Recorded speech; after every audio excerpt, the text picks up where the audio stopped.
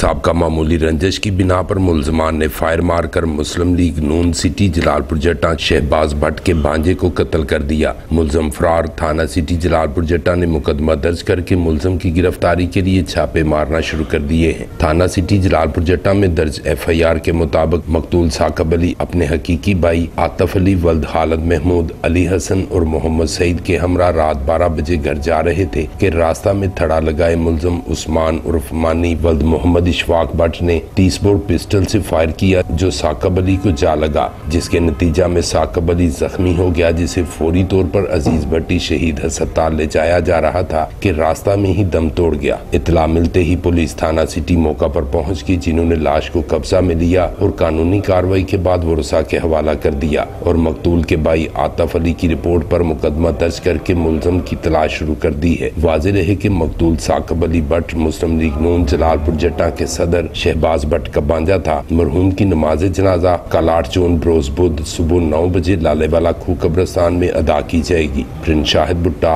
BB1 news Jalalpur जट्टा।